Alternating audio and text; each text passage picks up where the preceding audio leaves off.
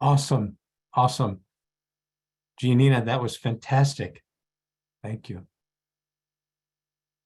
right, so I'd like to introduce our next student. We have Alex Devarajan, who was a student at Cornell and is now a student here at Sinai. He also did a scholarly year with us for the past year and is in his third week of his sub-I with us as well.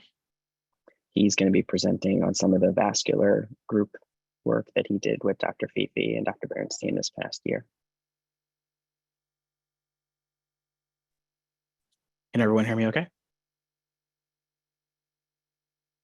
Cool. I'm going to share my screen. Okay.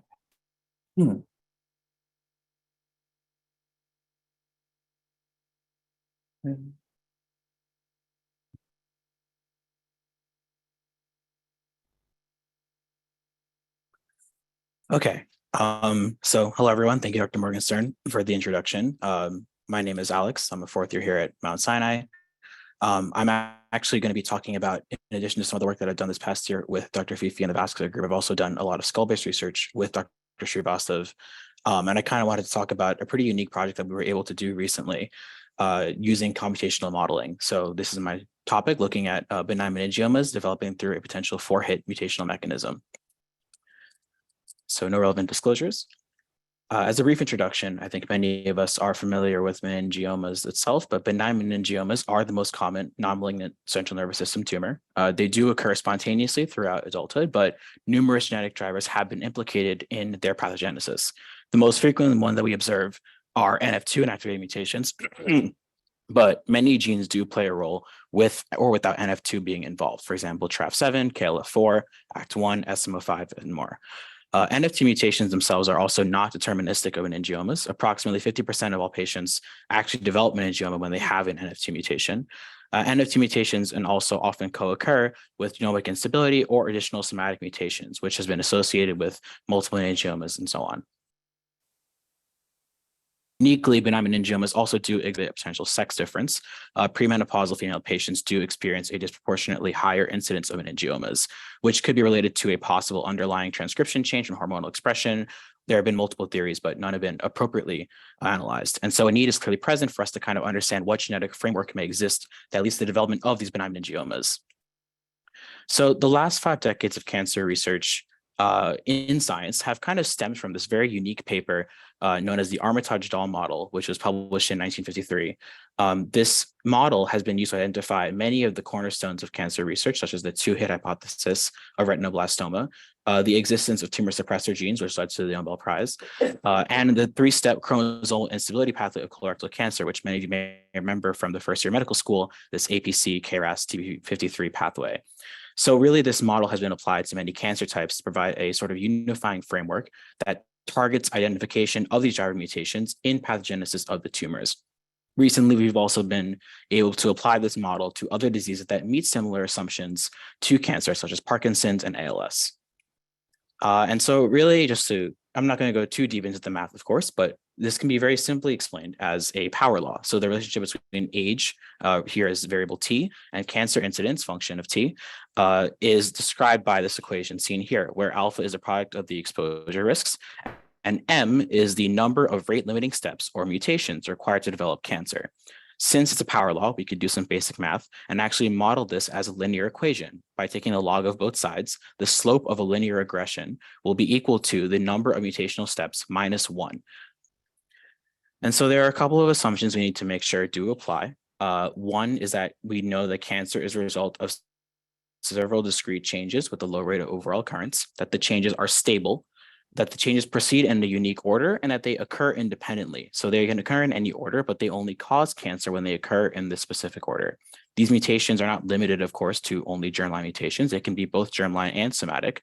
And then separate from the assumptions, the model is also known to be less predictive at extremely old ages due to a number of other underlying factors. So with this study, we actually restricted the data based on visual inspection.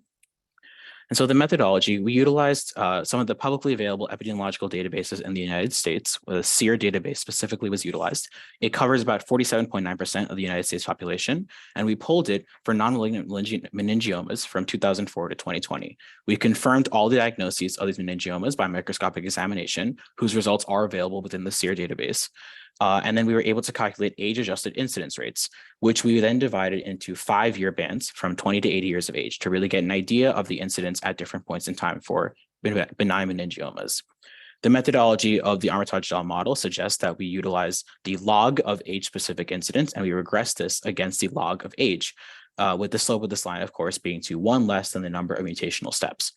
Something that I'll go into a little bit later is that if linear models were not appropriate, we were actually able to utilize a slightly more involved correction to it, which accounted for a volatile tumor microenvironment. We were able to fit higher order models to this non-transformed data using polynomial regression.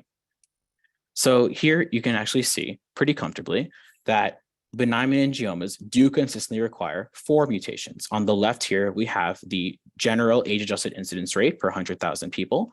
And against the age itself, you can see this very nice logarithmic curve.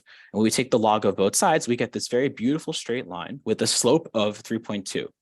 And this is for all benign meningiomas in the SEER database, covering the 47.9% of the United States, with a very high degree of correlation itself. This relationship upholds when we divide by sex as well. You can see, again, we have very strong correlations. The slope 3.4 in male patients, 3.1 in female patients. And this also further extends into different ethnicities and race as well. We have 3.1, 3.2 across different races. We kind of really consistently demonstrate this same slope.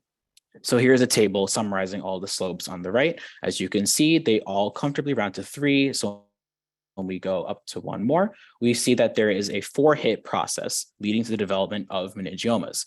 These linear models were all very highly correlated.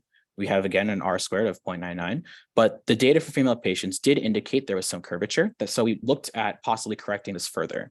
And so here we can look again at the female patient curve, and you can see when we actually look at the residuals of this plot, they do exhibit a pretty clear pattern, which means that they're not completely being accounted for by this model. And so we wanted to look at possible alternative explanations, knowing that, of course, there are other factors at play that could lead to development of benign meningiomas in female patients. So we were able to utilize what's called a microenvironment correction. Cells of the volatile microenvironment in a mathematical sense may fail or become cancerous at earlier stages than expected because of the influence of their microenvironment. This idea, however, does violate the actual original Armitage-Dahl model. It does not account for this in its derivation. And so a recent paper by Dr. Anthony Webster proposed what's called a perturbative correction that allows for slow changes to the environment over time. This is a method used in quantum mechanics that adds weak disturbances to an existing solution. This very complex equation here can be simply broken down into the original term for the Armitage-Dahl model, which is this term right here, and then the actual corrective term, which is this summation term over here, where we define J as the theoretical at-risk step before M that could lead to the development of cancer, and then A again being the product of exposure risks at different steps. So considering that the previous data all suggested that there were 4 mutational steps, I use this as a starting value for the expansion, and we were able to yield a 7th order polynomial expression, which we then only took 2 terms to prevent overfitting of the curve. And as you can see on the right here, this performs very robustly. It's a very well-fitted curve, again, 0.99, very highly correlated, really nicely demonstrating for that same female patient graph that we were able to actually model and predict incidence appropriately. And this curve performed well. When we graphed it on a different data set of National Program of Cancer Registry or NPCR data, utilizing a different set of patients in America, we again achieved a very high degree of correlation, 0.99. So we've established that 4 steps are required for meningiomas to develop, but is this unique to benign meningioma pathophysiology, or is this actually specific more to NF2? Again, NF2 is the most common mutation, but NF2 also leads to numerous tumors being developed. So if we presume that NF2 is part of this pathway, it's possible that other tumors could also be following this, and this is not actually unique to meningiomas. So we actually repeated this methodology as a negative control for vestibular schwannomas, which of course are a hallmark feature of neurofibromatosis 2. They're known to peak in incidence during the 6th or 7th decade of life, and this is reflected well in their baseline incidence data. Again, the model does not predict well for the age-related drop in incidence. And so when we visually inspected the data, we cut it off at 65 years of age because of the deviation from this model. So here on the left, you can see this is the raw incidence data for vestibular schwannomas in the United States. It peaks at around 65 and then has a very nice drop afterward due to multiple related factors. If we tried to fit a model to this directly, it doesn't fit quite as well because of this age-related drop. And so if we truncate the data to 65 years specifically, we do note a linear relationship, but very nicely, actually, the slope of this regression is 2.1. So the number of mutational steps per the Armitage-Dahl model is actually 3 to develop a vestibular schwannoma. So despite having a potentially similar driver mutation, we actually note that vestibular schwannomas do have a different pathogenesis from meningiomas themselves. So all the mathematical discussion is great, but we also want to understand, of course, scientifically, if there's any basis for what we're describing here. In theory is nice, but we want to see some actual background to this. And so nicely, individual studies in the past have actually implied a four-hit hypothesis for the development of benign meningiomas in much smaller sets of patients, of course. This paper here, Neuro-Oncology, described a complete NF2 biallelic loss of function with a haploinsufficiency in SMARCB1 and LZTR1, which they noted in 2/3 of the tumors from NF2 positive patients. The second paper here in a genetics journal noted a four-hit mechanism of tumor suppression, again involving tumor suppression gene inactivation, again involving SMARCB1 and NF2, which may be operating to develop these tumors. Per the Armitage-Dahl model assumptions, we know that the order of these mutations also significantly affects tumor genesis. And there's this great Nature paper over here, which describes the timing of mutations in the SMARCB1 NF2 pathway that actually affects the type of CNS tumor that develops. And so we know for a fact that NF2 has to occur before SMARCB1 mutation for meningiomas to possibly develop, which we're actually getting very good scientific data confirming this computational description. So many meningiomas, of course, are not NF2 dependent, like we mentioned. There have been several mutational drivers that are involved. There's possibility, of course, of alternative pathways. But interestingly, epigenetic changes may contribute to part of the four-hit effect. There are some recent studies in Nature Genetics and Nature that have highlighted the likelihood of some mutations in the meningioma profile that drives a silencing effect of the NF2 gene without an explicit mutation in NF2 itself. Molecular classifications have been proposed that break down these clinical subgroups into a direct mutational inactivation, transcription level silencing, and other groups as well. There may be other alternative pathways that are possible without the involvement of an NF2-related phenotype, but at least at the moment, the strongest evidence that we have does involve the NF2 gene, along with possibly other mutations downstream. So really, this is a pretty unique computational study that strongly demonstrates a consistent four-step mutational pathway that drives the development of benign meningiomas. Existing genomic data does suggest this one likely pathway with biallelic germline NF2 mutations and the involvement of later somatic SMARCB1 and LZTR1 haploinsufficiency. This mutational pathway is unique to benign meningiomas, not shared with other CNS tumors.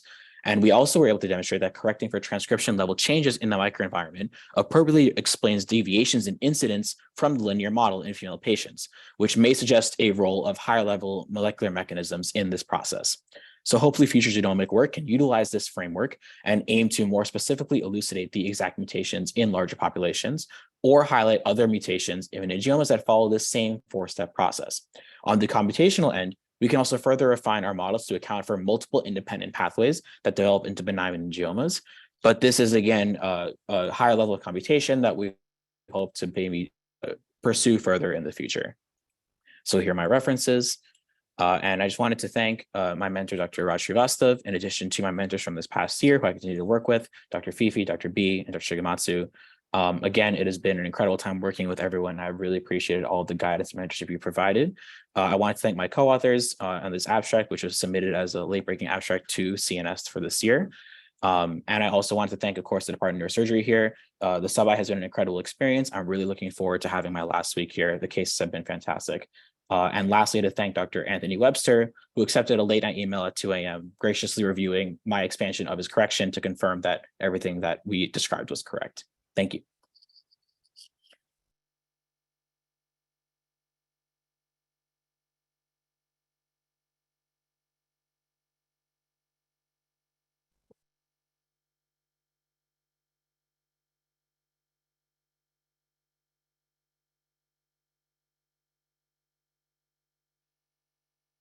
Raj, do you want to anyone- comment? Yeah, sure. I'm happy to comment. So first of all, as context, Alex came to me with this idea based on reading that he's done and some of the genomic work that we've been doing over the last few years. And I was a bit skeptical at first, just because it's a reductionist model and it looks at some hard arbitrary points. But upon reading on my own and understanding some of the work that's already been done, particularly in cancer modeling, it's a pretty powerful argument in terms of pathogenesis, if you think of it in terms of what we're beginning to understand about how mutations occur. So as Alex pointed out, sequencing is important, the sequence of how the mutation occurs. It's probably a combination, if I were to hypothesize, of both germline and somatic mutations that are occurring. And the more we understand how genomic mutations really differentiate themselves, what we begin to understand is that it's not just having, for example, a germline mutation, but it's the other epigenetic changes. And Dr. Gelare-Zadeh, who presented, our visiting professor, really has done some pioneering work in this area, showing how these secondary epigenetic changes are also affecting tumor genesis. What I think is even more interesting, though, is the idea that as you start to model this type of development over time, some things really hold to be true. And I think just logically, it makes sense that any type of tumor progression really can't be an infinite number of steps, right? That doesn't make sense. That's not how, from an evolutionary point of view, things occur. So there probably is realistically just a series of steps that occur. I mean, meningioma is not as complex a mutational profile as GBM is, right? So it does make sense, again, even logically, that it's going to be something like a 4-hit compared to a far more complex tumor like GBM. So I think this is really, fascinating work. It's all been done by Alex. I'm happy to have given him some insight, but it's really impressive. So thank you. Yeah, thank you, Alex. It's quite a lot of work. I'm sure you worked through the night to perfect this, and I appreciate your presenting it. Is there any practical extension of this knowledge?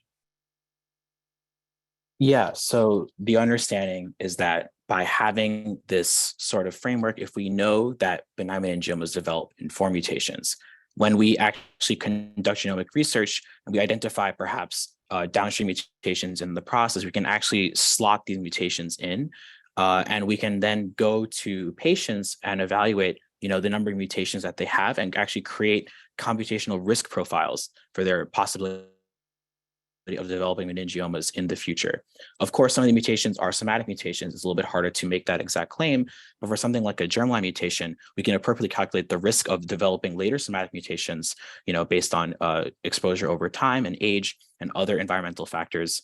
And we can actually perhaps provide good counseling if they are at risk, for example, in the incidence of familial multiple meningiomas, where they may actually want to know if they're at risk for having meningiomas down the line.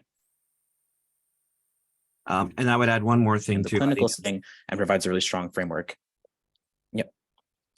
Sorry, go ahead. I would also add, Josh, to your question too, where it's also applicable is how we think about looking for and identifying mutations specifically. So for example, some of the work that John DeLea, who's a student who's worked with me as well, has done with Bobby Sebra, is looking at chromosomal instability, and that we believe to be a more later stage mutational change.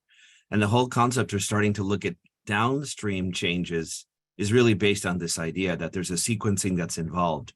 And what that concept allowed us to look at is some of the ARID1 mutations. And we published this earlier this year, and that's really shown that may be another important implication in secondary pathogenesis for meningioma. So again, the point being that I think the sequencing and the 4-hit makes us look at a more expanded view of mutations.